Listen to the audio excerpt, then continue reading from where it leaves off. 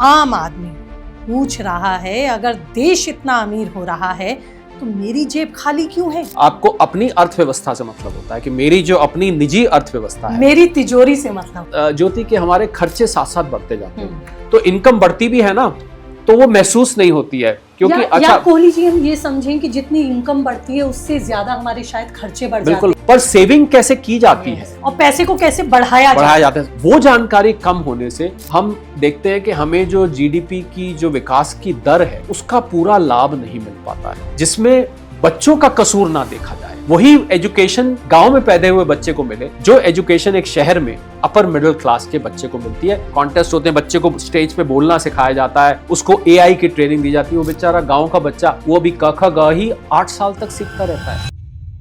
तो ये जो गैप है, मुझे लग रहा है कि अभी पॉलिसी में बहुत कुछ करना बाकी है। एजुकेशन और स्किल। एआई क्या वाकई में हमारी नौकरियां ले लेगा, या सिर्फ एक ये भ्रम है, एक मिथ है जिससे लोग डर रहे हैं? हम तो नहीं है, क्योंकि एआई आपकी हमारी जिंदगी में आ चुका है, तो मैं तो किसी को नौकरी ही ना करूं। मैं ये चाहूंगा कि आप अपना कुछ काम करें। तो मुझे सबसे बड़ी अपॉर्चुनिटी स्टार्टअप्स में नजर आती है। अगर आप जल्दी से अमीर बनना चाहते हैं, बहुत अच्छी नेटवर्थ बनाना चाहते हैं, एक तो अपना यूट्यूब चैनल हर युवा को बनाना चाहिए, खुद को ब्रांड करना शुरू कर देना चाहिए, पहली बात। दूसरी बात, अगर आप रीस्किलिंग और अपस्किलिंग नहीं कर रहे तो आप आने वाले समय में उस एआई रूपी राक्षस के शिकार बन सकते हैं। कंफ्यूज्ड है कि हम इन्वेस्ट कहाँ करें, सोने में इन्वेस्ट करें या रियल एस्टेट में इन्वेस्ट करें या म्यूचुअल फंड में इन्वेस्ट करें। सोने के साथ ना सो जाना होता है, सोने को रख के आपको लंबे वक्त रखना, और अब तो लंबा वक्त 2 से 5 साल तो इतना लंबा वक्त है भी नहीं। नमस्कार, स्वागत है आपका आज के इस स्पेशल पॉडकास्ट में, जहां बात होगी आपकी उन टेंशन्स की जो रात भर आपको सोने नहीं देती। क्योंकि दोस्तों, दुनिया बदल रही है। कहीं युद्ध हो रहा है, कहीं ट्रेड वॉर, तो कहीं टैरिफ वॉर, कहीं एआई इंसानों की नौकरियां छीन रहा है। भारत दुनिया की चौथी सबसे बड़ी इकोनॉमी बनने की बात कर रहा है, लेकिन आम आदमी पूछ रहा है, अगर देश इतना अमीर हो रहा है तो मेरी जेब खाली क्यों है? महंगाई क्यों बढ़ रही है? नौकरी मिलना मेरे लिए मुश्किल क्यों हो गया है? रुपया कमजोर क्यों हो रहा है?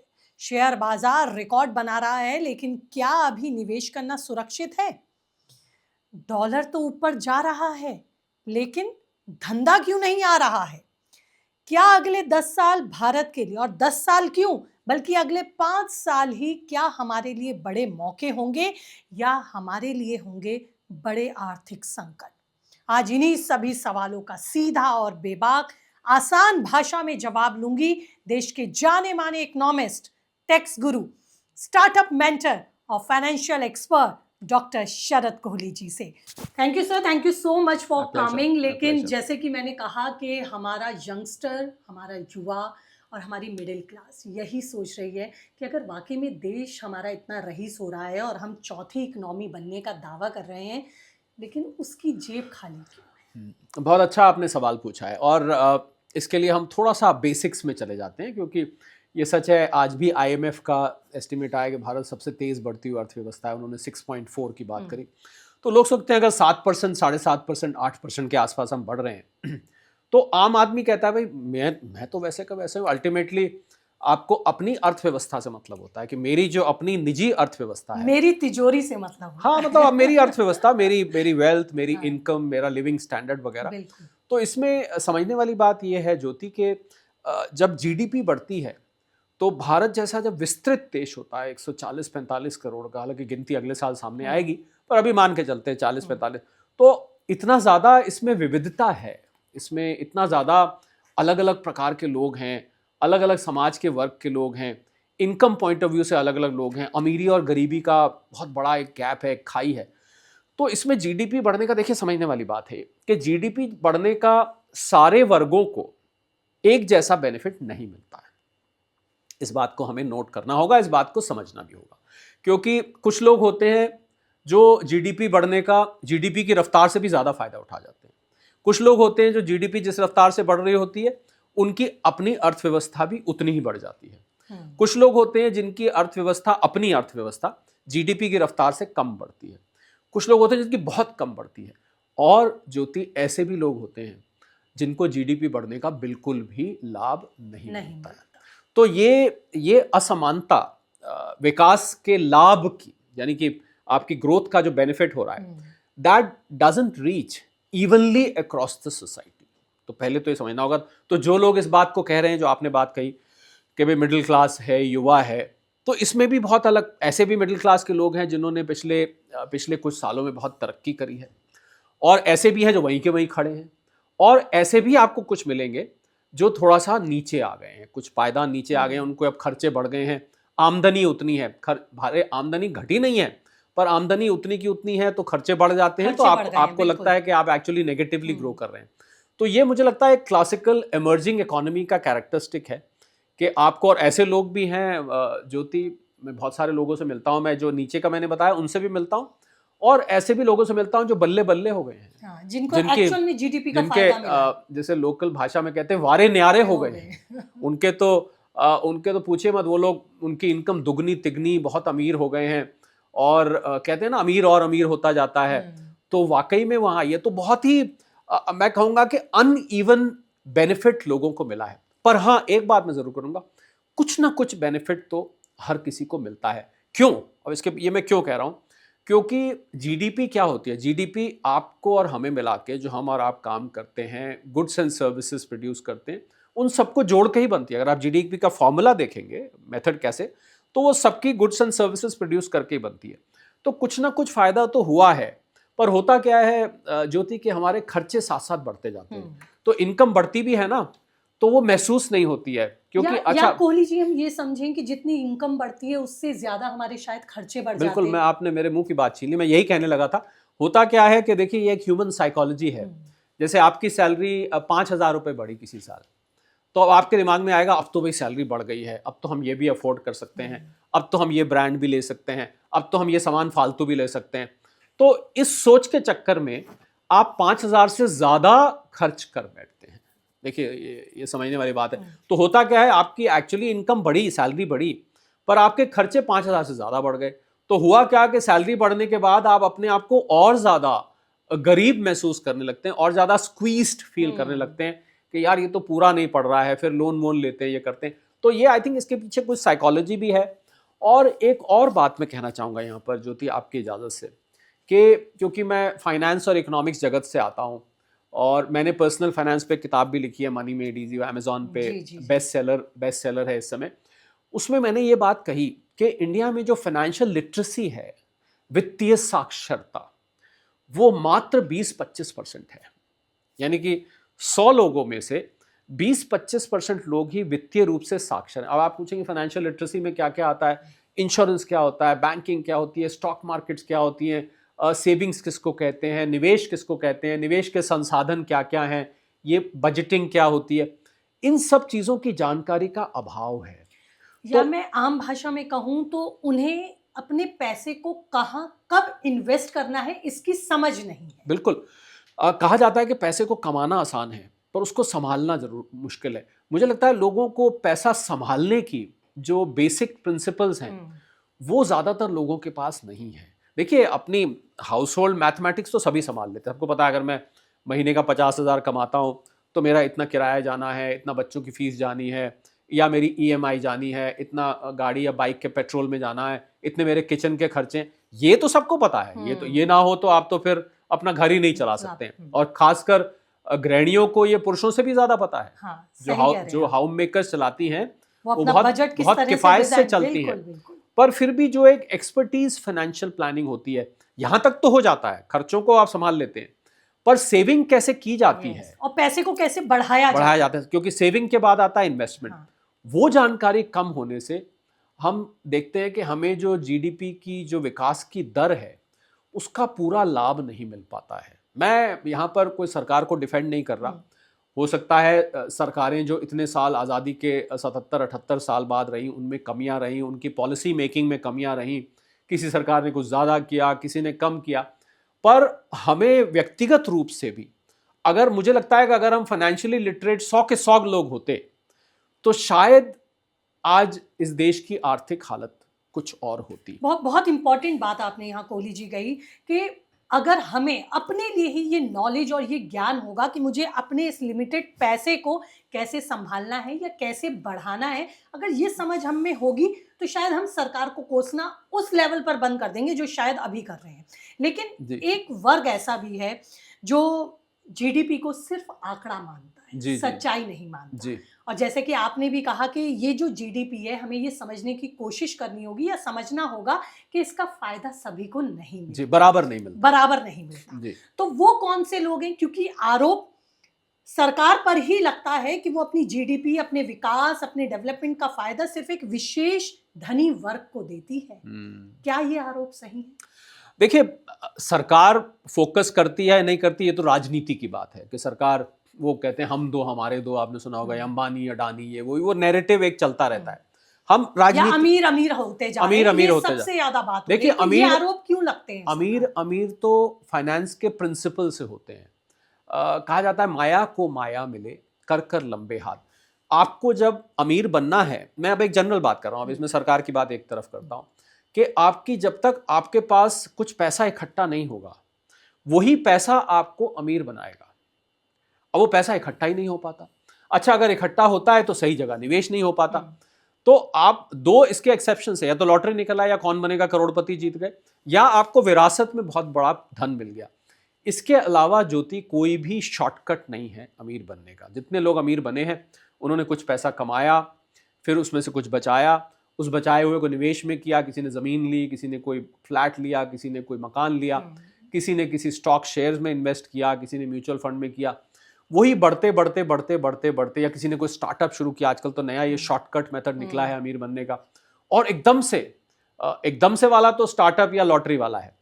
बाकी जो धीरे धीरे करके आप में समृद्ध होते जाते हैं, जो आप प्रॉस्पर करते जाते हैं लॉन्ग टर्म के लिए, तो वो आपका पैसा ही आपको अमीर बनाएगा। अब यहाँ लोग सवाल करेंगे, कमेंट करेंगे कि भाई पैसा ही तो नहीं है। आप कह रहे हैं पैसा अमीर बनाएगा, तो पैसा है कहाँ? उसके लिए फाइनेंशियल प्लानिंग की बात जो मैंने कही वो मैं दोहराना चाहूँगा कि उसके लिए फाइनेंशियल प्लानिंग चाहिए। और आपको एक हैरान करने वाला आंकड़ा मैं दूं ज्योति, जो कि शायद कम लोगों ने सुना होगा, कि अगर भारत की 140 करोड़ की आबादी है, उसमें से 126 करोड़ लोग, ध्यान दीजिएगा, 25,000 रुपये महीने उससे कम कमाते हैं। यानी 90% लोग भारत में 25,000 या उससे कम कमाते हैं। अब ये बात अलग है, एक घर में 2 कमाने वाले हैं तो 25-25-50 हो गया, 3 कमाने वाले हैं तो 25 × 3 75 हो गया, वो एक अलग बात है।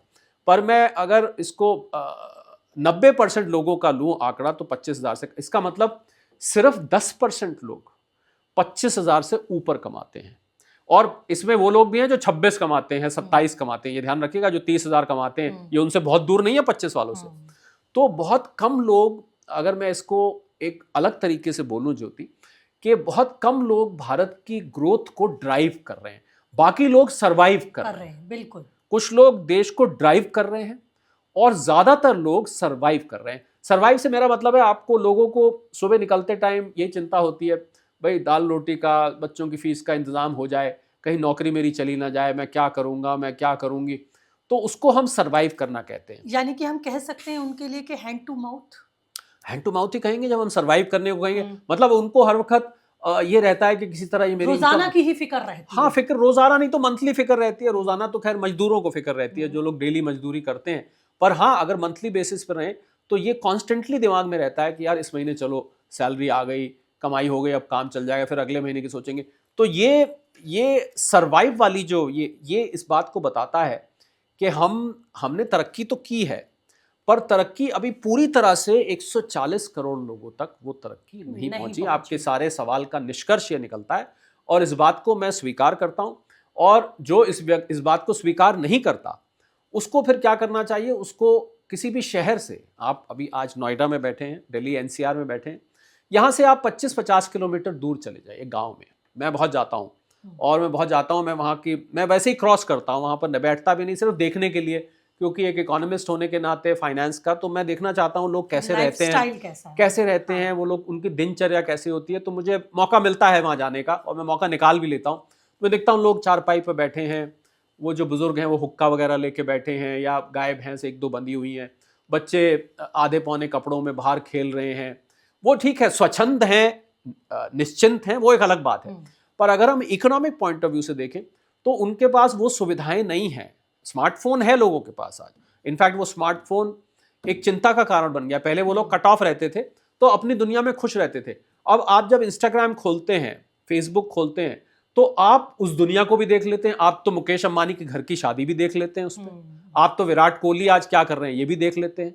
तो जब आप वो देखते हैं यार इन्होंने तो ये कर रखा है, ये कर रखा है, हम यहाँ गाँव में बैठे हैं दुनिया से, तो वो अब उनके मन में बेचैनी हो गई है। पहले बेचैनी नहीं होती, प्रेशर उन लोगों पर बिल्कुल। वो ये देखते हैं कि ये लोग इतना पैसा कैसे कमा रहे हैं। पर आपको अगर गांव में निकल के पता लगता है कि ज्यादातर लोग इस देश के, वो हम और आप जिस परिस्थिति में बैठे हैं, तो मैं अगर ये कहूं कि अगर हमको जो सुन रहे हैं और जो लोग आपके फॉलोअर्स, व्यूअर्स, सब्सक्राइबर्स जो हैं, अगर वो 25,000 से ऊपर कमाते हैं तो वो देश के उन 10% लोगों, भाग्यशाली लोगों में है और वो 90% लोगों में नहीं है। इस तरीके से आप इसको समझिए। तो अब यहां से क्या है कि इसमें ग्रोथ पोटेंशियल ज्योति निकल के आता है। आप सोचिए अभी 10% है जो ड्राइव कर रहे हैं, हालांकि 10 से भी कम है क्योंकि मैंने कहा कि 26-27 वाले भी उस गिनती से बाहर हो जाते हैं। बहुत कम लोग ड्राइव कर रहे हैं। तो जैसे जैसे ये सर्वाइव वाले ड्राइव कैटेगरी में आते जाएंगे तो इस देश की रफ्तार तेज होती जाएगी। मुझे ऐसा लगता है ज्योति, और मैं बड़ी बात कहने जा रहा हूँ, मैं बहुत अपने देश के लिए बहुत पेट्रियाटिक हूँ और मेरे प्रोफेशन से और मेरा जो कामकाज है, मेरे पास बहुत अवसर थे इंडिया से बाहर सेटल होने के। मैं जहाँ घूमते हुए एक ग्लोब के ऊपर पेन रख देता, वहाँ जाके सेटल हो सकता था। पर मुझे अपने देश से प्रेम है। मुझे लगता है हमारे देश में जो अपॉर्चुनिटीज है, और आज मुझे फक्र होता है क्योंकि मुझे लगता है कि आने वाले 10 साल भारत के हैं।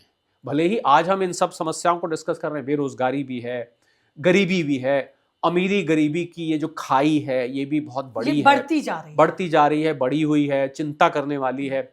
बहुत सारी इंफ्रास्ट्रक्चर प्रॉब्लम है यहाँ पर, बहुत सारी दिक्कतें हैं। इंफ्रास्ट्रक्चर काम हुआ भी है पर अभी बहुत दूर जाना है। फिर भी मुझे लगता है आने वाले 10 साल ये भारत के हैं।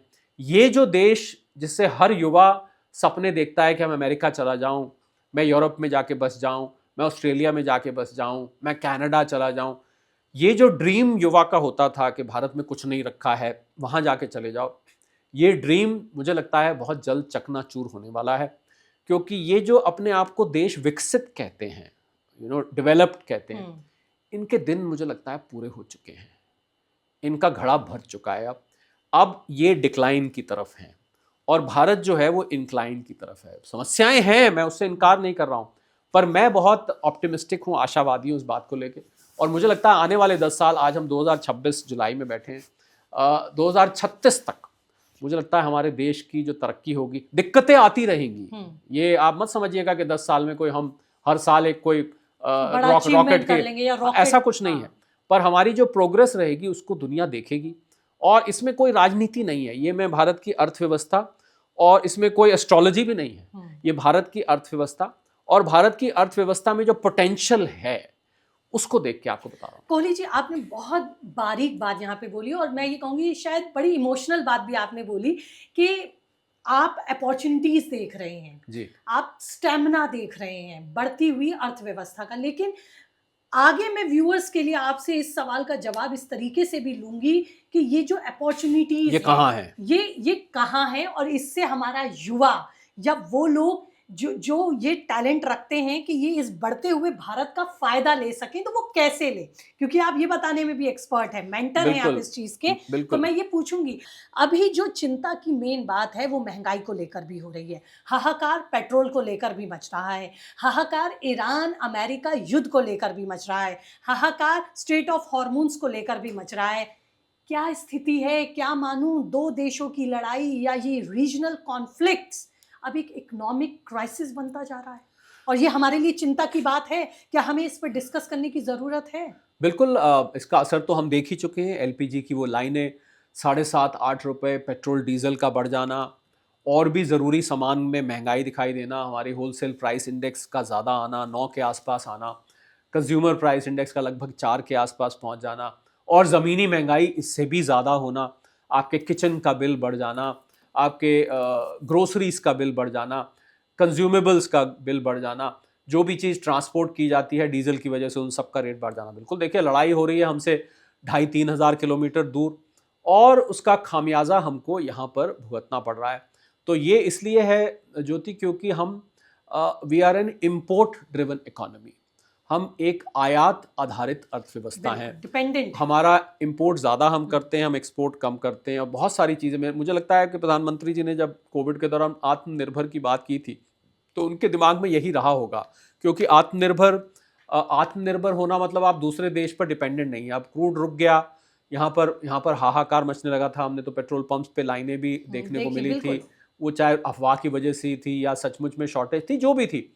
तो ये एक कड़वी सच्चाई है कि आज दुनिया उस मकाम पर खड़ी है जहां पर एक दूसरे देश पर आप निर्भर हैं, कोई किसी से कुछ लेता है, कोई किसी को कुछ देता है, और जहां वो उस सप्लाई को रोक देता है। अभी कुछ समय पहले, आप शायद लोगों को याद नहीं होगा, चाइना ने हमारी लिथियम बैटरीज रोक दी थी, फर्टिलाइजर्स रोक दिए थे। बहुत सारे जो उर्वरक हैं, फर्टिलाइजर्स हैं, किसान जिसको इस्तेमाल करते हैं, रेयर अर्थ को लेकर भी, रेयर अर्थ को लेके 1.5 लाख करोड़ से ज़्यादा के हम फर्टिलाइजर्स इंपोर्ट करते हैं। अब उसकी सप्लाई रुक गई तो बड़ी दिक्कत हो गई। तो ये देखिए, जब हम निर्भर रहेंगे तो हम दूसरे पे डिपेंडेंट रहेंगे, और वहाँ पर अगर कुछ होता है तो वो सीधा सीधा हमें प्रभावित करेगा। ये कड़वी सच्चाई है जो हमें स्वीकार करनी पड़ेगी। इसीलिए मुझे लगता है कि सरकार बार बार ये कहती है कि हमें ये चीज़ें जो हम बाहर से मंगाते हैं, इसको हमें खुद यहाँ पर बनाना चाहिए, इसका इस्तेमाल करना चाहिए। हम एक्सपोर्ट करें, जितना मर्जी अंतर्राष्ट्रीय व्यापार करें, पर इस कदर निर्भर ना हो जाएं कि 2,500-3 हज़ार किलोमीटर दूर होती लड़ाई, और ये लड़ाई तो अभी कोई खत्म होने का नाम नहीं ले रही है, रुकती है, किस ओर जाती दिखाई दे रही है, रुकती है, साइन होता है डॉक्यूमेंट, उसके बाद फिर शुरू हो जाती है, फिर रुकने की बात आती है, फिर शुरू हो जाती है। मुझे लग रहा है कि डोनाल्ड ट्रंप राष्ट्रपति अमेरिका के फंस चुके हैं, वो इस लड़ाई को नहीं करना चाहते। पर अभी जब नेटो समिट में, और आपकी इजाज़त से मैं, क्योंकि बहुत सारे जो लोग पॉडकास्ट सुनते हैं उनको एक शिकायत रहती है कि आप जब बात कर रहे हैं, क्योंकि होता क्या है कि वीडियो लाइव होने में 1-2-3 दिन लग जाते हैं जब तक एडिटिंग होती है, तो आपकी इजाज़त हो तो मैं इसमें डेट और टाइम की स्टैम्प डाल दूं। वो मैं मेंशन भी करूंगी पॉडकास्ट में, जो रिकॉर्डिंग डेट रहेगी। जी, वो पॉडकास्ट में बिल्कुल मैं भी बता देता हूँ। 9 जुलाई है, और इस समय लगभग दिन में 3-3:30 बजे का समय है जब हम ये बात बोल रहे हैं, क्योंकि जो बात मैं अभी बोल रहा हूँ, हो सकता है जब लाइव आए तो डोनाल्ड ट्रंप के साथ तो सुबह और दोपहर बीतने में एक युग बीत जाता है। बिल्कुल, वो तो ऐसे पलट जाते हैं जैसे उन्होंने कुछ कहा नहीं, दिन में 3 बार पलट जाते हैं, तो इसलिए बात बोलनी अब और ज़्यादा ज़रूरी हो गई है। तो युद्ध फिर से शुरू हो चुका है। डोनाल्ड ट्रंप नहीं चाहते, नेटो समिट में वो गए हुए हैं और वहाँ पर उनको अपनी साख रखनी थी, उन्होंने फिर धमकी दी ईरान को, फिर से हमला किया, खामिनाई का सुपुर्द खाक होना था, उस बीच में उन्होंने हमले शुरू कर दिए हैं। क्रूड ऑयल की प्राइस फिर ऊपर चढ़ गई, बड़ी मुश्किल से $72-73 $71 पे आई थी, फिर अब $80 के आसपास पहुंचने लग गई है। तो मुझे लग रहा है कि दुनिया, ज्योति, अगर मैं थोड़ी सी, एक इंग्लिश में शब्द होता है प्रोफेसी, अगर थोड़ी सी मैं प्रोफेसी करना चाहूँ तो I think we are heading for very difficult times ahead globally. मुझे लगता है हम एक विश्व युद्ध की तरफ बढ़ रहे हैं। ये मैं क्यों कह रहा हूँ, क्योंकि नेटो और रशिया के बीच में भी जो टेंशन है ये दिन ब दिन बढ़ती जा रही है। शायद कम लोग जानते हैं कि स्वीडन में एक नेटो ने एक वॉर जोन बनाया है पूरा, क्योंकि रशिया ने बेलारूस में ऑर्शनिक मिसाइल तान दी है, और ये मिसाइल न्यूक्लियर हेड ले जा सकती है। तो रशिया और नेटो के बीच में टेंशन बढ़ रही है। इधर अफगानिस्तान पाकिस्तान का आप लगातार सुनते रहते हैं। चाइना और जापान का फेस ऑफ अक्सर सुनने में आता है, चाइना और ताइवान का सुनने में आता है, भारत और पाकिस्तान का तो हम सब जानते ही जानते हैं, भारत और चाइना का भी हम जानते हैं। मुझे लगता है दुनिया धीरे धीरे एक ऐसे बारूद के ढेर के ऊपर चढ़ती जा रही है जो कि कभी भी एक्सप्लोड हो सकता है। तो मैं, देखिए, मैं जनरली मैं निराशावादी बात नहीं करता हूँ, और मुझे, क्योंकि मैं युवाओं की बात करता हूँ, मैं बहुत आशावादी हूँ। पर जो वैश्विक परिस्थिति बन रही है और जो प्रैक्टिकली दिखाई दे रहा है, बात करनी बहुत मेरी अपनी, और मैं जियो पॉलिटिक्स पे भी बहुत बोलता हूँ, इसको भू राजनीति कहते हैं। और क्योंकि आपको इकोनॉमिक्स को समझने के लिए अगर आप जियो पॉलिटिक्स पे रिसर्च नहीं करेंगे, उसको नहीं समझेंगे, तो आप इकोनॉमिक्स को पूरी तरह से नहीं समझ सकते।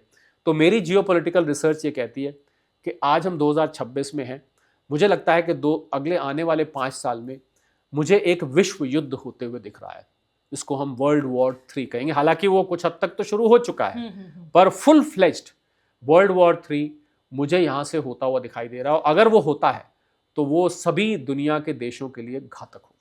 बहुत बड़ी बात आपने यहाँ पर कही। हालांकि तमाम रिपोर्ट्स, जो लोग इन वैश्विक राजनीति पर नज़र रखते हैं, मैं खुद भी अपने दूसरे चैनल पर लगातार वैश्विक राजनीति की ही रिपोर्ट्स कवर करती हूँ, तो मैं उन पर बात करती हूँ। तो ये बहुत बड़ी बात आपने यहाँ पर इस पॉडकास्ट के दौरान कही। लेकिन मेरा सवाल ये है, इन सभी बनती हुई विनाशकारी और ख़तरनाक परिस्थितियों में आप भारत की स्थिति कहाँ देखते हैं? देखिए, अगर विश्व युद्ध होता है, बहुत अच्छा सवाल आपने पूछा, अगर विश्व युद्ध होता है तो भारत कुछ शुरू के वर्षों तक तो तटस्थ रहेगा, शुरू के वर्षों तक उसमें इन्वॉल्व नहीं होगा।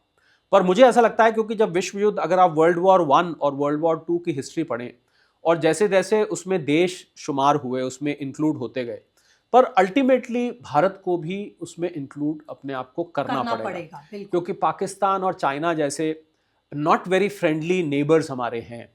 तो मुझे ऐसा लगता है कि भारत को भी, भारत की ये जो तटस्थता है, ये देख के उनका ध्यान जाएगा कि भारत तो कुछ भी नहीं कर रहा, तो भारत में भी कुछ शरारत वो करने की कोशिश करेंगे।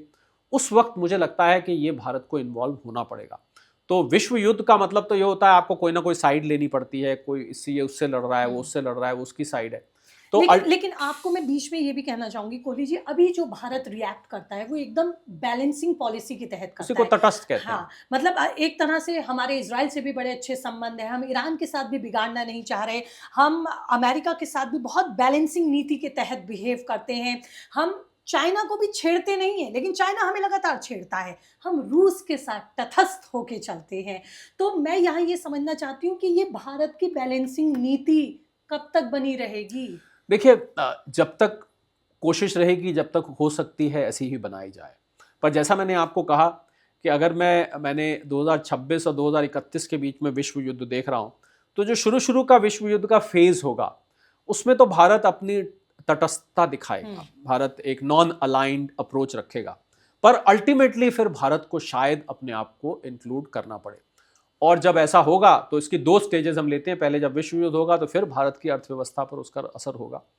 पर फिर इस सब के बावजूद भी ज्योति, मैंने जो शुरू में बात कही कि आने वाले 10 साल भारत के हैं, इस सब के बावजूद भी मैं अभी भी अपनी उस स्टेटमेंट बनाऊंगा कि विश्व युद्ध होगा, भारत भी उसमें बाद में हो सकता है शामिल हो, फिर भी भारत आर्थिक रूप से एक सुपर पावर मैं बनता हुआ देखता हूं आने वाले 10 सालों में। और ये जो अभी की सुपर पावर्स हैं, जो अमेरिका है, यूरोप है, चाइना है, ये धीरे धीरे करके फेड होंगे, ऐसा नज़र आ रहा है। और भारत चमक कर आगे आएगा। जो हिस्ट्री अगर उठा के देखें, भारत को सोने की चिड़िया कहा जाता था, भारत दुनिया की सबसे बड़ी अर्थव्यवस्थाओं में से एक हुआ करता था, तो वो लग रहा है कि वो एरा फिर वापस आएगी। ये एरा वापस आएगा, इस पे आप जैसे कई इकोनॉमिस्ट हालांकि बोलते भी हैं, लेकिन सवाल फिर भारत सरकार पर उठाए जाते हैं कि भारत सरकार जो है किसी एक विशेष अमीर वर्ग को ही सपोर्ट करती है, उसकी जो पॉलिसीज़ हैं, उसकी जो योजनाएं हैं, उसी वर्ग को सपोर्ट करने के लिए बनी हुई हैं। लेकिन मेरा सवाल यहाँ पर यह है कि अभी जो मौजूदा परिस्थितियाँ कोहली जी बन रही हैं,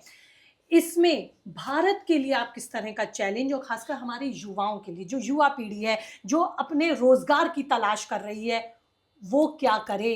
क्या वो स्टार्टअप अपने लिए अपॉर्चुनिटी के तौर पर देखे या फिर वो जॉब्स में जाए, वो क्या करे? आपने मेरे दिल के बहुत करीब की बात पर को छेड़ दिया है और आपने पार्टली तो उत्तर आपके सवाल में ही छुपा हुआ है। बिल्कुल, मुझे लगता है अगर आज हमारी 70 करोड़ के आसपास की मिडिल क्लास और लोअर मिडिल क्लास हम मिला लें, 140 करोड़ में से लगभग आधी आबादी मिडिल क्लास की है इस समय भारत में। ये ज्योति बहुत बड़ी मार्केट है, अमेरिका की पूरी आबादी से भी डबल हमारी खाली मिडिल क्लास है। तो मुझे लग रहा है युवाओं को अगर मैं कोई संदेश देना चाहूँ आपके आज इस पॉडकास्ट के माध्यम से, तो मेरा बस चले अगर, तो मैं तो किसी को नौकरी ही ना करने दूँ। मैं ये चाहूँगा कि आप अपना कुछ काम करें और जो तरक्की आपको अपने काम में, स्टार्टअप जिसको बोलते हैं, बिजनेस शुरू करना बोलते हैं, स्टार्टअप तो एक टर्म है, बिजनेस शुरू करने को बोलते हैं, तो आप अपना कुछ करें। और यूथ में इतनी सक्षमता है, अब इतना पोटेंशियल है कि वो इनोवेशन में कुछ ना कुछ कर सकते हैं बिना हिम्मत हारे। हालांकि स्टार्टअप्स में एक आंकड़ा है जो कि शायद लोगों को निराश करेगा कि 10 में से करीब 7-8 स्टार्टअप्स फेल हो जाते हैं। क्या इसका रीज़न मैं ये मानूं कि पेशेंस नहीं है? एक रीजन ये है, पेशेंस नहीं है, क्योंकि जल्दी रिजल्ट चाहिए, शॉर्ट टर्म में विश्वास थोड़े से युवा जल्दी में है, जबकि किसी भी बिजनेस को जमने में 3-4 साल, 2-3 साल लगते हैं। एक तो ये है। दूसरा ये है कि फंड प्लानिंग वो करके नहीं चलते हैं, उनके पास पैसे खत्म हो जाते हैं। तीसरा ये है कि वो पूरी स्टार्टअप से पहले रिसर्च नहीं करते हैं, लेग वर्क नहीं करते हैं, पूरा मार्केट सर्वे नहीं करते हैं। और चौथा ये कि वो बदलते हुए माहौल को अडॉप्ट नहीं कर पाते हैं। आज जो उन्होंने आइडिया निकाला, हो सकता है 2 साल बाद उसमें बदलाव चाहिए हो, तो वो उस बदलाव को स्वीकार नहीं करते हैं। ये भी एक और कारण होता है कि जो अपने आसपास टीम बनाते हैं, वो टीम बहुत सक्षम नहीं होती है कई बार, ये भी एक कारण रहता है। और सबसे ऊपर तो आपने पेशेंस को डाला, मैं बहुत प्रशंसा करूंगा आपकी कि आपने बिल्कुल ठीक रहा, क्योंकि वो लोग जल्दी में होते हैं। तो देखिए, जब भी आपको बिजनेस करते हैं तो आपको कुछ सैक्रिफाइस करना पड़ता है। डेफिनेटली। तो वो सैक्रिफाइस की कितनी आपके अंदर पोटेंशियल है, इस पर आपके बिजनेस की सक्सेस निर्भर करती है। वो सैक्रिफाइस अगर आप कंसिस्टेंटली काम करते हैं, बिल्कुल फोकस्ड रहते हैं अपने बिजनेस पे, तो मैंने तो सैकड़ों के हिसाब से स्टार्टअप्स को सक्सीड होते भी देखा है और बैठते भी देखा है। तो मुझे लग रहा है बिजनेस को जब करा जाए तो उसके बारे में पूरी जानकारी हासिल करके, रिसर्च करके तब करना चाहिए। तो मुझे सबसे बड़ी अपॉर्चुनिटी स्टार्टअप्स में नज़र आती है। और बाय द वे, जो आपने शुरू में बात पूछी थी, इसमें से ये भी निकल के आता है, अगर आप जल्दी से अमीर बनना चाहते हैं, जल्दी से बहुत अच्छी नेटवर्थ बनाना चाहते हैं, ना कि नौकरी करके बूढ़े हुए चलो भाई 2-3 करोड़ रुपए रिटायरमेंट का, पीएफ का मिल गया, ये मिल गया, तो जब 60-65 साल की उम्र में अमीर हुए तो क्या अमीर हुए? जब दांत ही नहीं रहे तो गन्ना कहाँ से खाएंगे आप? गन्ना खाने की इच्छा जब हुई तो उस टाइम दांत ही नहीं रहे। तो इसलिए जब आप दुनिया को एंजॉय कर सकते हैं, अगर तब आपके पास पैसा नहीं है, तो फिर 60 साल की, 70 साल की उम्र में पैसा आ भी गया, क्या करें इसके लिए? तो इसके लिए मैंने बताया ना आपको, इसके लिए जो अपॉर्चुनिटी है वो स्टार्टअप है।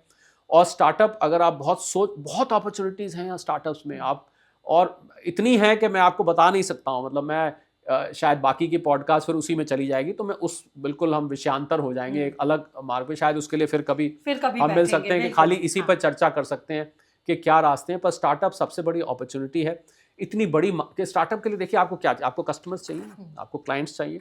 तो इतनी बड़ी यहाँ मार्केट है कि आप तो इसका एक फ्रैक्शन भी अगर अपना कस्टमर्स बना लेते हैं, तो वो आप देखिए ना, जिन जिन स्टार्टअप ने सक्सीड किया है, जोमैटो है, स्विगी है, ब्लिंकिट है, ये कितने कुछ लाख, चंद 1 करोड़ 2 करोड़ लोगों को कैटर कर रहे होंगे, 3 करोड़ लोगों को कैटर कर रहे होंगे, 5 करोड़ को कर रहे होंगे। उतने में ये हज़ारों करोड़ की वैल्यूएशन पे ज्योति पहुंच चुके हैं, इतने थोड़े से लोगों को करने में। आप सोचिए कि अगर आप इसका एक फ्रैक्शन लेते हैं तो आप तो चंद 100 करोड़ तक पहुंच सकते हैं। तो मुझे लग रहा है स्टार्टअप ही सबसे बड़ी अपॉर्चुनिटी है। बाकी जो युवा नौकरी में जाना चाहते हैं, मैं किसी को नौकरी में जाने से रोकना नहीं चाहता हूं, क्योंकि हर किसी के बस का नहीं होता अपना काम करना। पर अगर आप एक बार कोशिश करके ज़रूर देखनी चाहिए। और एक बात आपको बताऊं, आप तो खुद इतने साल एम्प्लॉयड रही हैं, अब तो आप स्वरोजगार कर रही हैं। हर नौकरी करने वाले के जहन में एक छोटी सी जोत चल रही होती है, काश मैं भी कुछ अपना कर रही होती या कर रहा होता। कर पाते हैं नहीं कर पाते हैं वो अलग बात है, वो उसको छोड़ पाते हैं नहीं छोड़ पाते हैं अलग बात है, पर ये जोत सबके अंदर जलती है। ये बहुत सही बात आपने कही है। जैसे कि आपने कहा कि मैं खुद इतने साल मैंने नौकरी की, और वाकई ये चीज होती थी, चाहे मैं अपने हस्बैंड की बात करूं चाहे मैं अपनी बात करूं, हम दोनों के अंदर ही ये जोत, जो वर्ड आपने यूज किया, या ये कीड़ा कह लीजिए, ये होता ही था कि हम अपना काम तो करेंगे एक दिन। तो शायद ये आज उसी का ही एक रिजल्ट है, उसी हिम्मत का या एक उसी सोच का कि आज इस तरफ पर आपको एक बात आपको बताऊं, क्षमा करें आपको टोक रहा हूं, जो काम आपने और आपके हस्बैंड ने किया, ये सब लोग नहीं कर पाते हैं। ये भी क्योंकि उसकी वजह ये है कि वो जो पे पैकेट आता है ना, पे स्लिप जो आती है हर महीने, उस पर आप इतना डिपेंडेंट हो जाते हैं कि उस पे स्लिप को छोड़, क्योंकि जब आप बिजनेस में आएंगे तो एकदम तो पे स्लिप वाला रेम्यूनरेशन शायद ना मैच कर पाए, तो वो आप स्विच करने में डरते रहते हैं, और धीरे धीरे इसमें साल बीत जाते हैं और फिर वो उम्र ही निकल जाती है। वो मैंने पेशेंस वाली बात ना, शायद कोहली जी, इसीलिए मैं बोल पाई क्योंकि इस चीज को हमने खुद एक्सपीरियंस किया जी। क्योंकि वो जो शुरुआत में डरता है ना इंसान, या जो परिस्थितियां उसको डराती हैं, उसमें वो पेशेंस ही आपका काम आता है जी। तो तभी आप संभल के चीजों को आगे बढ़ा पाते हैं। हालांकि तमाम वो फैक्टर्स भी होते हैं जिनका जिक्र आपने किया, लेकिन एक चीज आजकल और बहुत डरा रही है, एआई। क्या वाकई में हमारी नौकरियां ले लेगा, या सिर्फ एक ये भ्रम है, एक मिथ है जिससे लोग डर रहे हैं? नहीं, भ्रम तो नहीं है, भ्रम तो नहीं है, क्योंकि एआई आपकी हमारी ज़िंदगी में आ चुका है। और आप रोज़मर्रा की ज़िंदगी में जब बहुत सारी सर्विसेज लेते हैं, चीज़ें इस्तेमाल करते हैं, चाहे आप एक ऑनलाइन ऐप से ऑर्डर कर रहे हो, आप देखते हैं एआई का उसमें कितना बड़ा रोल रहता है, और आपको मालूम भी नहीं पड़ता, अरे इसमें तो एआई आ गया, अच्छा ये एआई ने काम करके दिया। आप अक्सर इस बात को बोलते हैं। एआई एक सच है, और एक खट्टा मीठा सच है। मीठा सच इसलिए है कि शायद आपकी ज़िंदगी को आसान बना दिया है, पर खट्टा और कड़वा सच इसलिए है कि ये जो लोग रूटीन का काम करते हैं अपनी नौकरी में, सालों बसाल वही काम करते रहते हैं, बैक एंड का काम है, कोडिंग है, अकाउंटिंग है, क्लरिकल जॉब है, ये उन जॉब्स को आने वाले समय में खा सकता है। तो इसका काट क्या है, क्या करना चाहिए? मुझे लगता है हर युवा को आज अभी हमने स्टार्टअप्स की बात करी, अब मैं एक और बात करता हूँ युवाओं के लिए। हर युवा को एक तो दो काम करने चाहिए। एक तो खुद को ब्रांड बनाना चाहिए, और हम इस समय यूट्यूब चैनल पर हैं और शायद हम बाकी सोशल मीडिया हैंडल्स पे हैं, फेसबुक पे, इंस्टाग्राम पे। एक तो अपना यूट्यूब चैनल हर युवा को बनाना चाहिए, खुद को ब्रांड करना शुरू कर देना चाहिए, पहली बात। दूसरी बात, अगर आप रीस्किलिंग और अपस्किलिंग नहीं कर रहे तो आप आने वाले समय में उस एआई रूपी राक्षस के शिकार बन सकते हैं। तो इसलिए आपको, और मुझे लगता है एजुकेशन कॉलेज में ख़त्म नहीं होती, समय आ गया है जब एजुकेशन ताउम्र चलती रहती है। बिल्कुल। आपको अपने आप को कॉन्स्टेंटली स्किल रीस्किल एजुकेट करते रहना पड़ेगा। जितने भी नौकरी करने वाले लोग हैं उन सबको मैं ये संदेश देना चाहता हूँ कि आप अगर नौकरी को ऐसे ले रहे हैं कि नौकरी चलती चली जाएगी और आपकी हर साल सैलरी बढ़ेगी, वो बहुत अच्छी बात है, पर कभी एक झटका अचानक लग सकता है जिस दिन आपको आपका एम्प्लॉयर कहे थैंक यू वेरी मच, आपका ये काम तो अब एआई कर रहा है। और आप टीवी एंकरिंग करती थी, आप टेलीविज़न पे आती थी, अब मुझे अब टीवी एंकर से पूछना पड़ता है ये आप ही हैं या आपका एआई वर्जन आपसे मैं बात कर रहा हूँ। तो मुझे लग रहा है कि ये आपको अचानक हिट करेगा। हाँ। तो इसलिए इससे पहले कि इस रूड सरप्राइज से आप सामना करें, उससे पहले आप अपने आप को अपनी एक तो ब्रांडिंग करिए। ब्रांडिंग से मेरा मतलब अपना यूट्यूब चैनल बनाइए, अपने इंस्टाग्राम पे अपने आप को कॉन्स्टेंटली कोशिश करते रहिए, लोग आपको पहचानना शुरू करें, आपकी स्किल के बारे में जानें, आपके पास क्या हुनर है, क्या आपके पास खासियत है। फेसबुक पर, इंस्टाग्राम पर अब तो इतने साधन उपलब्ध हैं। पहले तो ब्रांडिंग करने का मतलब था कि सड़कों के किनारे बोर्ड लगाना, अखबारों में महंगे महंगे विज्ञापन देना, या टीवी में 10-10 सेकंड के 10-10 लाख रुपए के एड्स चलवाना। अब तो बहुत आसान और फ्री हो गया है। मुझे लग रहा है ब्रांडिंग एंड रीस्किलिंग, ये मैं बहुत स्ट्रॉन्ग संदेश जितने भी लोग हमें देख रहे हैं उनको देना चाहता हूं। अगर आप ऐसा नहीं करेंगे तो गॉड फॉरबिड किसी दिन आपको ऑब्सोलीट हो जाना पड़ सकता है। हो सकता है आपका चलता हुआ छोटा सा बिजनेस, एआई का कोई ऐसा एप्लीकेशन टूल आ जाए कि ये सर्विसेज, आप देखिए, आप लॉयर्स की सर्विसेज हैं, लिटिगेशन तो नहीं हो रहा, लिटिगेशन तो जज के सामने होता है, पर लॉयर की भी जो बैक एंड की सर्विसेज हैं, अकाउंटिंग सर्विसेज है, बैक एंड की सर्विसेज है, मेडिसिन डॉक्टर्स की जो बैक एंड की सर्विस, आज आप दवाइयों के नाम एआई यूज करके बीमारी के सिम्टम्स लिखिए, आपको डॉक्टर से शायद बेटर एनालिसिस सामने आ जाए। अब उस पर भरोसा करें ना करें वो अलग बात है। तो मुझे लग रहा है प्रोफेशनल्स को भी तैयार हो जाना चाहिए, और हर सर्विस देने वाले व्यक्ति को तैयार हो जाना चाहिए कि वो इस वक्त ऐसे मकाम पे ना पहुंच जाए कि उसके सर्विस लेने वाला ही कोई ना रहे।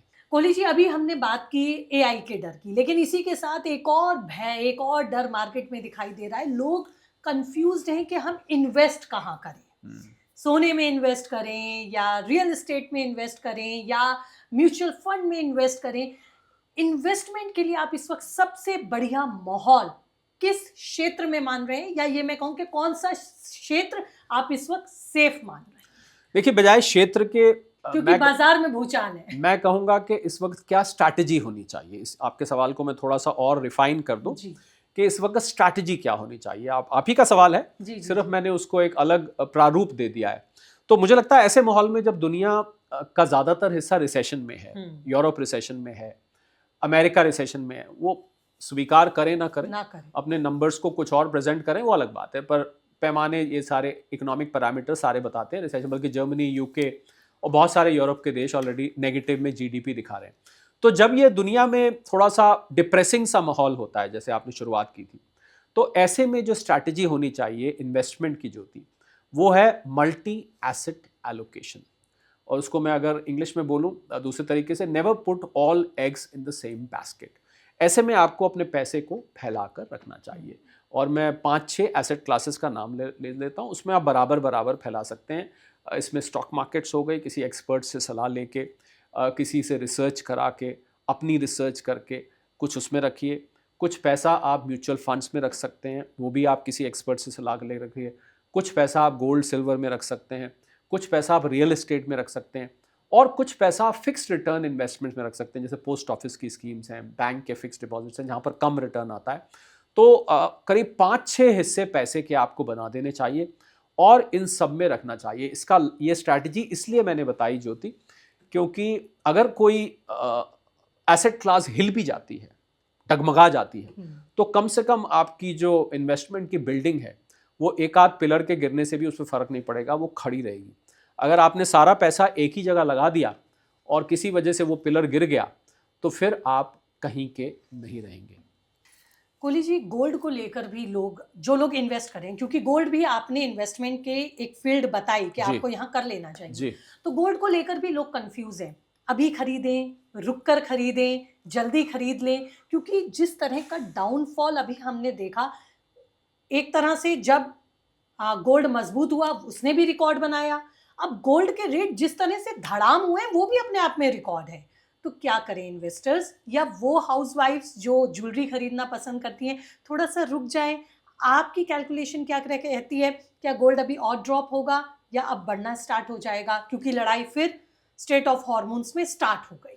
देखिए, एसेट क्लास के लिए कहते हैं ज्योति के कभी भी प्राइस को प्रिडिक्ट नहीं करना चाहिए, मार्केट को टाइम नहीं करना चाहिए, मार्केट को प्रिडिक्ट नहीं करना चाहिए, आप मार्केट को एनालाइज कर सकते हैं। तो गोल्ड जिस तरीके से बेतहाशा बढ़ा, 1,80,82,000 रुपये प्रति 10 ग्राम तक गया। आज जब हम बात कर रहे हैं 9 जुलाई को, इस समय गोल्ड लगभग 1,45,000 और 1,50,000 रुपये प्रति 10 ग्राम के बीच में है। वहाँ से लगभग इसमें 35,000 के आसपास की करेक्शन आ चुकी है। चांदी में और भी ज़्यादा करेक्शन आई, चांदी तो लगभग आधी रह गई थी, चांदी वॉलेटाइल ज़्यादा है। तो मुझे लगता है कि गोल्ड लॉन्ग टर्म, गोल्ड जो है एक सेफ हेवन माना जाता है, एक हेज माना जाता है, मुसीबत का साथी माना जाता है। तो गोल्ड को जो भी व्यक्ति गोल्ड में डील करता है, मुझे लगता है उसको लंबे वक्त का नजरिया रखना चाहिए, लॉन्ग टर्म के बारे में और हुआ क्या ज्योति के लोग गोल्ड में निवेश करने आए थे और ट्रेडर बन गए। अभी लो 15 दिन बाद बेच दो, महीने बाद बेच दो। तो आप खुद सोच के देखिए कि अगर कोई एसेट क्लास इसी तरह जाती जाएगी, ऊपर ही ऊपर चलती जाएगी, तो फिर तो आपको और मुझे कोई काम करने की जरूरत ही नहीं है।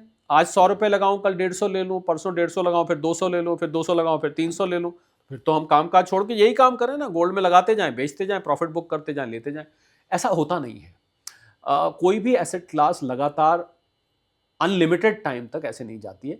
ये एक करेक्टिव फेस है, एक कंसोलिडेशन फेस है। मैं समझता हूँ ये हेल्दी है। लॉन्ग टर्म व्यू गोल्ड का बहुत पॉजिटिव है, और आने वाले 2 से 5 साल, 2 बातें मैं कहना चाहूँगा कि जो भी व्यक्ति इसको करना चाहते हैं, अपने इन्वेस्टमेंट एडवाइज़र से सलाह लीजिए, अपने फाइनेंशियल एडवाइजर से सलाह लीजिए।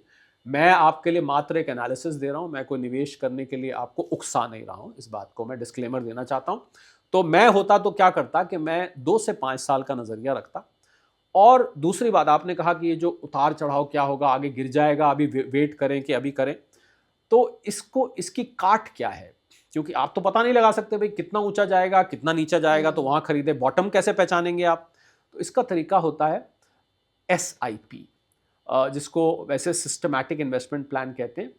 SIP वो म्यूचुअल फंड वाला नहीं, मतलब आप थोड़ा थोड़ा करके, और इसको जब जब करेक्शन हो आप लेते रहिए। और मैंने तो ज्योति SIP का नाम भी बदल दिया, इसको वैसे सिस्टमैटिक इन्वेस्टमेंट प्लान कहते हैं, मैंने उसका नाम रखा सब्र इन्वेस्टमेंट प्लान, कि आप सब्र करके चलिए। क्योंकि लोग क्या होता है, इम्पेशेंट हो जाते हैं, दिन में 3-3 बार रेट चेक करेंगे, अब इतना हो गया, इतना हो गया, लगता है इंफ्राडे कर रहे हैं जैसे। हाँ, तो उससे क्या होता है साइकोलॉजिकली, जब आप बार बार रेट चेक करते हैं तो at some point you feel like selling it, you feel like इधर बुकिंग लो प्रॉफिट और बुकिंग नो प्रॉफिट और बुकिंग अ लॉस। तो ये एक तो सोने के साथ ना सो जाना होता है, सोने को रख के आपको लंबे वक्त तक रखना। और अब तो लंबा वक्त 2 से 5 साल तो इतना लंबा वक्त है भी नहीं। मुझे लग रहा है 2 से 5 साल में दोनों ही मेटल्स बहुत अच्छा परफॉर्म करने वाले हैं। बीच बीच में ये जो अभी जो फेस चल रहा है, ऐसे फेसेस आते रहेंगे, पर जो लंबे वक्त का निवेशक है वो घबराता नहीं है, वो इन फेसेस को देखता भी नहीं है, ज़्यादा ध्यान भी नहीं देता, ना इसके बारे में ज़्यादा चिंतन करता है। मार्केट गुरु भी आपको कहा जाता है। मार्केट की जो शेयर मार्केट है उसकी क्या स्थिति है? कौन से शेयर में इन्वेस्ट करें भी या ना करें? घबरा भी रहे हैं लोग, क्या एडवाइस करें? देखिए, शेयर मार्केट का नज़रिया, शेयर मार्केट में पैसा उसी ने कमाया ज्योति जिसने शेयर मार्केट में समय बिताया। शेयर मार्केट में भी लोग शॉर्ट टर्म नज़रिया देखते हैं, रातों रात अमीर होने के सपने देखते हैं। वो सपना जुआ होता है। अगर आप अभी लेके सोच रहे हैं 1 महीने बाद मेरा पैसा डबल हो जाए, 15 दिन बाद डबल हो जाए, वो तो सट्टेबाजी है, वो जुआ है। तो मुझे लग रहा है मार्केट में जो व्यक्ति 5 से 10 साल का नज़रिया रखता है, तो असली वेल्थ क्रिएशन वहीं पर होती है। और शेयर्स के नाम तो मैं नहीं लूँगा, शेयर्स के नाम मैं इस तरीके से किसी भी पब्लिक प्लेटफॉर्म पे लेता नहीं हूँ, पर आपको सेक्टर्स बता देता हूँ जिन सेक्टर्स पे आप नज़र रख सकते हैं। डिफेंस का सेक्टर बहुत अच्छा है, पर कंपनी की चॉइस बहुत अच्छी होनी चाहिए, क्योंकि इसी सेक्टर के अंदर कुछ डेड कंपनीज भी होती हैं। आप एफएमसीजी पर नज़र रख सकते हैं, आप रिन्यूएबल एनर्जी पर नज़र रख सकते हैं, आप इलेक्ट्रिक व्हीकल्स बनाने वाली जो ऑटोमोबाइल कंपनीज हैं जो फोकस कर रही हैं उन पर नज़र रख सकते हैं। और तो ये कुछ सेक्टर्स ऐसे हैं जो आपको एग्री क्षेत्र पे आप नज़र रख सकते हैं, क्योंकि भारत दुनिया की फूड बास्केट बनता जा रहा है। तो ये 4-5 सेक्टर्स हैं जिनमें आप सिलेक्टिव बेसिस पे लंबे वक्त के लिए किसी एक्सपर्ट से पूछ के, किसी इन्वेस्टमेंट सेबी रजिस्टर्ड एक्सपर्ट से पूछ के आप लंबे वक्त के लिए निवेश कर सकते हैं। शॉर्ट टर्म निवेश के साथ मैं खड़ा नहीं होता हूँ ज्योति, ये मैं एक अपनी तरफ से डिस्क्लेमर देना चाहूँगा। अगर आप शॉर्ट टर्म के निवेशक हैं, आप सोच रहे हैं कि कोई ऐसा सेक्टर बता दीजिए जो 15 दिन में 1 महीने में भाग जाए, तो उसके मैं साथ नहीं देता हूँ। यानी कि जब हम निवेश की और इन्वेस्टमेंट की बात करते हैं तो इसका मतलब ही इजिकल टू पेशेंस है और लॉन्ग टर्म है, ये समझ लें। लेकिन अगर चॉइसेस में अगर आपको दूं तो अभी गोल्ड में इन्वेस्ट करना ज़्यादा बेहतर है या स्टॉक मार्केट में? दोनों में स्प्रेड करके रखना चाहिए। वो मैं बता चुका हूँ आपको कि आपको 5, मुझे जब गोल्ड बहुत चढ़ रहा था, लेकिन किसी के पास मान लीजिए एक लिमिटेड अमाउंट है और हाँ, दो ही सेक्टर वो करना चाहता है, तो रियल एस्टेट, गोल्ड या शेयर मार्केट। तो अगर लिमिटेड अमाउंट है, मान लीजिए 1 लाख है किसी के पास, मैं 1 लाख रुपए लेता हूँ, तो मैं 20,000 डालता म्यूचुअल फंड्स में, 20,000 डालता स्टॉक मार्केट्स में, 20,000 डालता मैं गोल्ड सिल्वर में, 20,000 डालता मैं रियल एस्टेट में, और 20,000 को मैं एफडी में भी रखता। मैं इन 5 जगह पैसे को फैला कर रखता। वो कौन सी फाइनेंशियल मिस्टेक आप मानते हैं एज एन एक्सपर्ट जो अक्सर आप हर भारतीय को या मैक्सिमम इंडियंस को करते हुए देखते हैं और उन्हें उसका ख्याल भी नहीं आता है? बहुत अच्छा सवाल है। सबसे बड़ी मिस्टेक जो मैं मानता हूँ, आप सेविंग्स किसको कहते हैं? मैं आपसे पूछ रहा हूँ, सेविंग्स क्या होता है? वो पैसा या वो इन्वेस्टमेंट जो बुरे वक्त में काम आए, या जब मुझे पैसे की जरूरत है मैं उसका इस्तेमाल कर सकूं। नहीं, सेविंग्स का ये तो आपने फंडामेंटल बताया। सेविंग का, पर ये वो पैसा होता है जो आपने कमाई करी, खर्च करने के बाद जो पैसा बच जाए, यही सेविंग्स होता है। तो सबसे बड़ी फाइनेंशियल मिस्टेक लोग इस डेफिनेशन में करते हैं, ये सेविंग्स नहीं होता है। सेविंग्स वो होता है कि अगर आप 1 लाख कमाते हैं तो आप 80,000 कमाते हैं। आप जैसे ही 1 लाख आए, 20,000 रुपये उसमें से पहले ही सारा खर्च करने से पहले एक अलग बैंक अकाउंट में रख दीजिए। ये सबसे बड़ी लोग मिस्टेक ये करते हैं कि खर्च करने के बाद जो बचता है उसको वो सेविंग्स कहते हैं।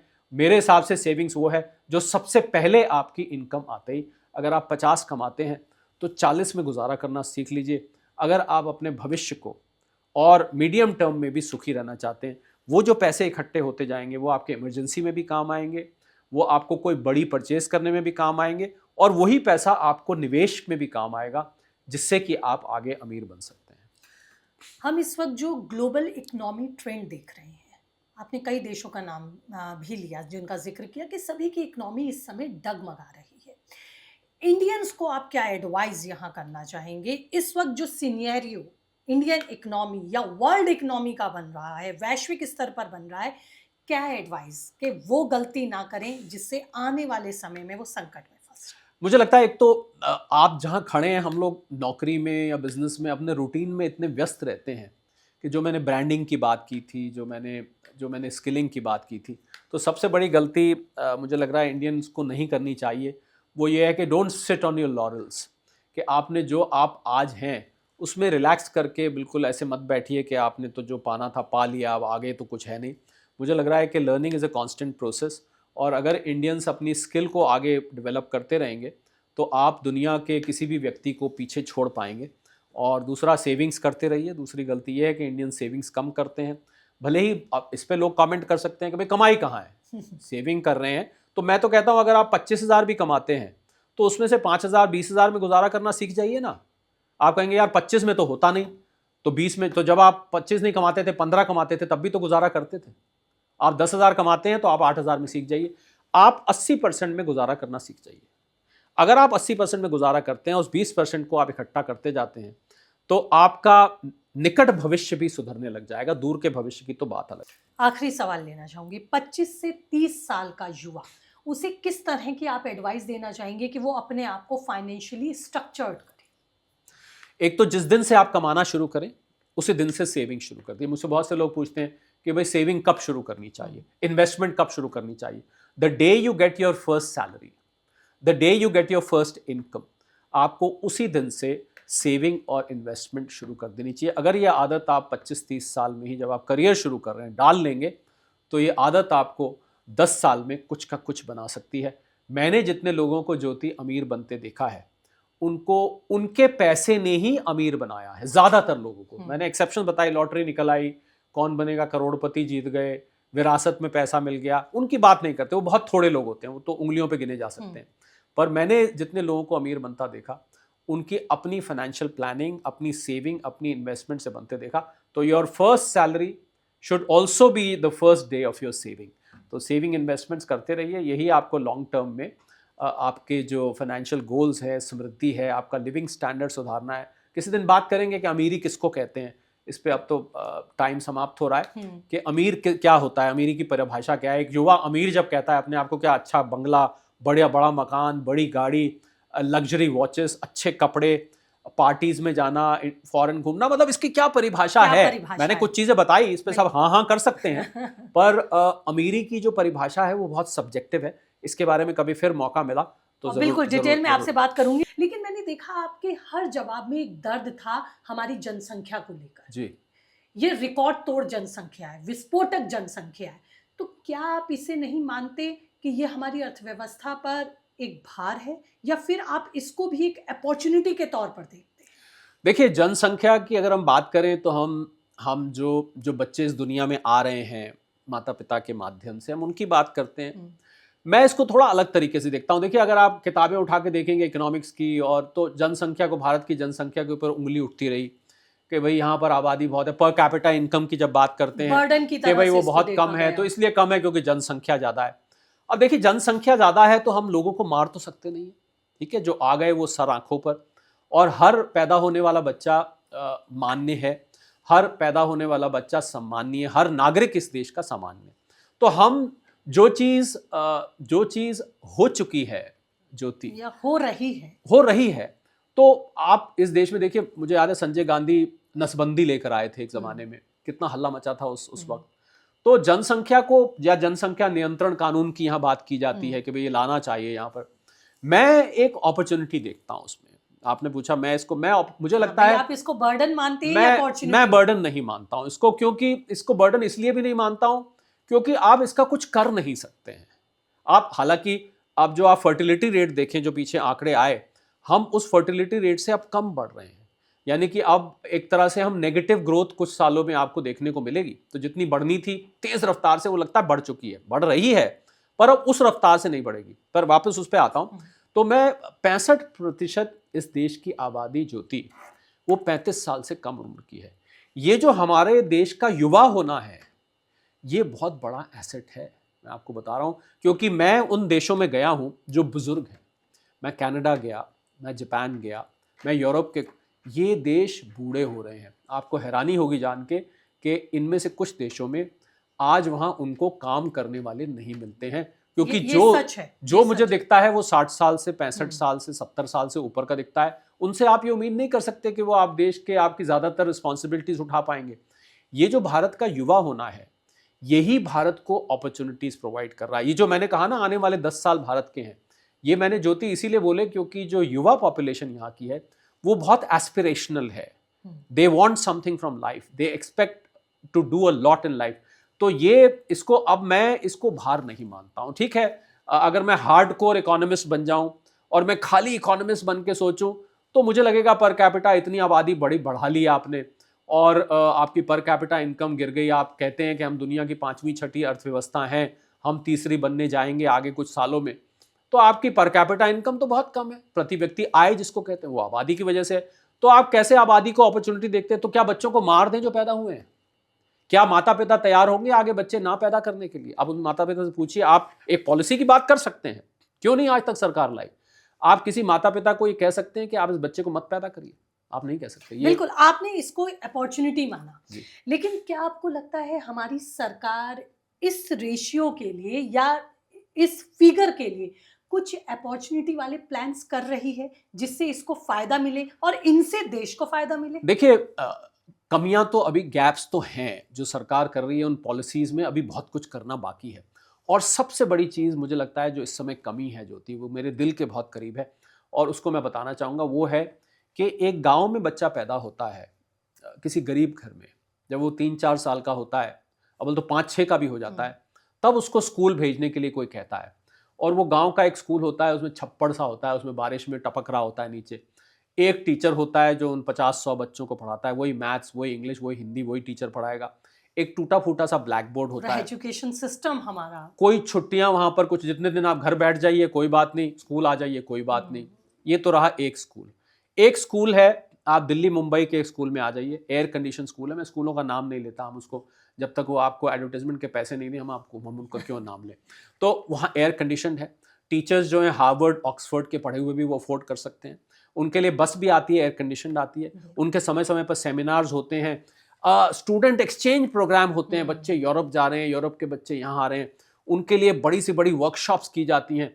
और जब वो बच्चे पढ़ के निकलते हैं, अब मुझे आप एक बात का जवाब दीजिए, उन 2 बच्चों में, एक वो जो गांव का बच्चा था और इस बच्चे में, उस बच्चे ने क्या बिगाड़ा था जो गांव में था? सिर्फ उसका यही कसूर था कि वो एक गरीब माता पिता के घर में पैदा हुआ। तो वही मेरा सवाल है कोहली जी कि क्या सरकार को उन बच्चों के लिए कुछ करने की जरूरत नहीं है? मैं उसी क्योंकि वो हमारी अपॉर्चुनिटीज हैं, हमारी अर्थव्यवस्था के लिए एक बहुत गोल्डन फिगर है। मैं उसी पर आ रहा हूँ। हाँ। तो उस बच्चे का कोई कसूर नहीं है। 2 छोटे बच्चे, एक बच्चा पैदा हुआ शहर में, उसको एयर कंडीशन स्कूल में जाने का मौका मिला, एक बच्चा पैदा हुआ गरीब घर में, बच्चे का क्या कसूर था? मुझे लग रहा है ये सबसे बड़ा पॉलिसी गैप है कि एजुकेशन सिस्टम को ऐसा बनना होगा जिसमें बच्चों का कसूर ना देखा जाए। वही एजुकेशन गांव में पैदा हुए बच्चे को मिले जो एजुकेशन एक शहर में अपर मिडिल क्लास के बच्चे को मिलती है, क्योंकि बच्चे ने कुछ नहीं बिगाड़ा है। माता पिता ने ठीक है फैक्ट्रियां लगाई होंगी, कुछ बाहर जाके पढ़ के आए होंगे तो उन्होंने बड़ा अच्छा बिजनेस जमा लिया, बड़ी अच्छी नौकरी कर ली, और उस बेचारे बच्चे के वो किसान हैं या वो छोटे मोटे मजदूर हैं। तो एजुकेशन सिस्टम जब तक हम चेंज नहीं करेंगे तब तक हम इस अपॉर्चुनिटी को पूरी तरह से एक्सप्लॉइट नहीं कर पाएंगे। क्योंकि अगर हम विकसित भारत की बात करते हैं 2047 की, जिसमें हम मात्र 21 साल बचे और पलक झपकते निकल जाएंगे 21 साल, ऐसे लगता है 21 साल। जो बच्चा आज ज्योति पैदा हो रहा है वो 2047 में 21 साल का होगा या होगी। तो वो 21 साल में अगर आप उसको अच्छी एजुकेशन दे पाए तो फिर बात यहां से बनेगी। अदरवाइज ये जो गैप है एजुकेशन में अगर ये रहेगा तो ये गैप आपको उस अपॉर्चुनिटी से दूर ले जाएगा। ये सबसे पहला, और इसी से निकल के आती है दूसरी प्रॉब्लम, वो है स्किल डेवलपमेंट की। कि जो स्किल्स, मुझे याद है एलोक्यूशन कॉन्टेस्ट होते हैं बड़े स्कूल्स में, डिबेट्स होती हैं, कॉन्टेस्ट होते हैं, बच्चे को स्टेज पे बोलना सिखाया जाता है, उसको AI की ट्रेनिंग दी जाती है। वो बेचारा गांव का बच्चा, वो अभी क ख ग ही 8 साल तक सीखता रहता है, वो ABCD के सेंटेंस बनाने 8 साल तक सीखता रहता है। तो ये जो गैप है, और उसके बाद जो स्किल्स आती हैं, वो स्किल्स बहुत, जब तक गांव में स्किल्स नहीं पहुंचेंगी तब तक मुझे लग रहा है वो, तो ये 2 चीज़ों पे मुझे लग रहा है कि अभी पॉलिसी में बहुत कुछ करना बाकी है, एजुकेशन और स्किल। हम देख रहे हैं गवर्नमेंट एजुकेशन पे भी बात कर रही है, स्किल पर भी बात कर रही है, स्टार्टअप पर भी बात कर रही है, जिसे मैं मानती हूँ कि एक बैकबोन सिस्टम को मजबूत करने के लिए। लेकिन जिस तरह से GDP पे सवाल उठ रहे हैं, तो आपको लगता है ये जो प्लान्स हैं, ये जो सरकार की योजनाएं हैं, ये भी जमीन पर सच्ची हैं या ये भी हवा हवाई हैं? देखिए, फिर जो हमने जहां से बात शुरू करी थी, स्कीम्स तो हैं, पर क्या last man in the Q, जो पंक्ति में खड़ा अंतिम व्यक्ति है, क्या उसको भी लाभ मिल रहा है? तो जैसा मैंने कहा, मैं शुरू में वो दोहराना चाहूंगा, सारी स्कीम्स, पॉलिसीज और सरकार द्वारा जो एक माहौल बनाया जाता है विकास का, उसका लाभ एक जैसा सारे लोगों को नहीं मिल पाता। इस बात को हमें स्वीकार करना पड़ेगा। मुझे लगता है इस बात को सरकार को भी, ठीक है, आपने DBT वगैरह की जो स्कीम्स हैं, डायरेक्ट बेनिफिट ट्रांसफर है, किसानों के बैंक अकाउंट में 2000 रुपये डालना हर कुछ 4 महीने बाद, या महिलाओं को के में पैसे डालना, वो 2-2, 2,500 हज़ार रुपये साल के डाल के, ठीक है, कुछ मदद उनकी हो रही है, पर उस पैसे से आप सरवाइव करने में मदद कर सकता है, पर थ्राइव करने में मदद नहीं कर सकता है। हम चाह रहे हैं कि वो उसी तरह थ्राइव करें जिस प्रकार शहर के लोग, और शहर के भी कुछ लोग, बाय द वे, शहर के सब लोग नहीं होते हैं, जिस प्रकार वो थ्राइव कर रहे हैं। तो मुझे लगता है उसमें बहुत वक्त लगेगा और सरकार को यहाँ पर रिफॉर्म्स और पॉलिसीज़ में और ज़्यादा तेज़ी लानी पड़ेगी जिससे लोग लाभ उठा पाएँ। और फाइनेंशियल लिटरेसी पे मैं बहुत ज़ोर दे के कहना चाहूँगा, सरकार को मुझे लगता है एक स्कीम चलानी चाहिए जहाँ लोगों को और फाइनेंशियल लिटरेसी आए, क्योंकि बहुत सारे मैंने गरीब लोग ज्योति देखे सिर्फ इस कारण से कि उनके पास फाइनेंशियल लिटरेसी नहीं थी, और वो अच्छा खासा कमाते रहे, ताउम्र कमाते रहे। पर जब जिंदगी के 25-30 साल बीत गए तो वो अपने आप को उतना ही डिप्राइव्ड फील कर रहे थे। तो उनसे जब मैंने डिटेल में बात करी, पता लगा कि उनको पता ही नहीं था भाई सेविंग कहाँ करनी है, बैंक में पैसे रखे हैं वहीं पड़े, ज़्यादा एफडी करा दी और मामला वहीं जाके समाप्त हो गया। तो फाइनेंशियल लिटरेसी में मुझे लगता है एक पूरा कार्यक्रम सरकार की तरफ से बनना चाहिए। ये बहुत हद तक देश में समृद्धि ला सकता है। बिल्कुल, और ये बहुत ज़रूरी भी है, क्योंकि पैसा जो आपके पास है, उस पैसे को आप कैसे सही जगह पे निवेश करें जिससे वो आपके लिए भविष्य में काम आ सके और वो जो अमाउंट है वो बढ़ भी सके। इसी का जिक्र बार बार कोहली जी भी कर रहे हैं कि फाइनेंशियल लिटरेसी, यानी कि आपको इस चीज़ की समझ होनी चाहिए कि आप अपना मौजूदा पैसा कैसे सही तरीके से इस्तेमाल करके उसका फ़ायदा उठा सकें भविष्य में। ये होता है इसका। और इसी से जुड़ा मैं आपसे आगे भी पूछना चाहूँगी कि इसके लिए हमारे युवा क्या करें, लेकिन ये सवाल आगे रहेगा। जेनज़ीज़ के लिए एक सवाल आपसे ज़रूर लेते हुए चलते लूँगी।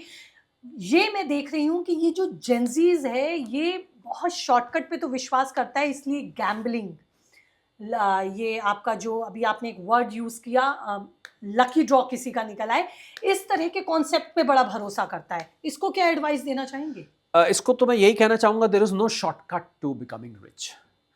ये जो 2-3 चीज़ें हम छोड़ दें, लॉटरी छोड़ दें, कौन बनेगा करोड़पति छोड़ दें, विरासत में मिला बड़ा पैसा छोड़ दें, इसको अगर छोड़ दें तो कोई शॉर्टकट नहीं है अमीर बनने का। ये मैं युवा को मैसेज देना चाहूँगा। अगर आप चाह रहे हैं कि आप रातों रात अमीर बन जाएं तो 0.001% ही चांस है कि आप ऐसा कर पाएंगे। So you have to work hard. और आपको जो बातें अभी मैंने बताई हैं मैं दोहराता नहीं उसको, पॉडकास्ट पूरी सुनिए, पूरी देखिए। अब तो आप यहाँ तक पहुँचे हैं तो पूरी देखिए। कुछ लोग क्या करते हैं, फास्ट फॉरवर्ड करके एंड पे भी पहुँच जाते हैं। तो अगर आपने मिस करी है तो पूरी देखिए, बीच में हमने इस बारे में बात करी है। So just follow those rules and I think that is the only way. बहुत बहुत धन्यवाद कोहली जी आपका, क्योंकि जिस बेबाकी से और साफ सुथरी भाषा में आपने हमारी ऑडियंस के सवालों के जवाब दिए, आपका बहुत बहुत धन्यवाद। लेकिन अगर ये जवाब आपको समझ आए, इनसे आपने खुद को रिलेट किया और कहीं ना कहीं इन्होंने आपकी समस्याओं का समाधान किया, तो कीजिए चैनल को सब्सक्राइब, कीजिए इन्हें अपनों के साथ शेयर, इस पूरी बातचीत को जो सोचते हैं अपनी जेब, नौकरी और भविष्य के बारे में, क्योंकि ये जानकारी उनके भविष्य के लिए है, उनके निवेश के लिए है और उनके आगे आने वाले भविष्य से जुड़े फैसलों से है। तो कीजिए अपनों के साथ इसे शेयर, और ये पॉडकास्ट अच्छा लगा है तो चैनल को भी कीजिए सब्सक्राइब। और इसी तरह के कुछ और खास मेहमानों को लेकर होंगी जल्द आपसे रूबरू। तब तक रखिए अपना ख्याल। नमस्ते।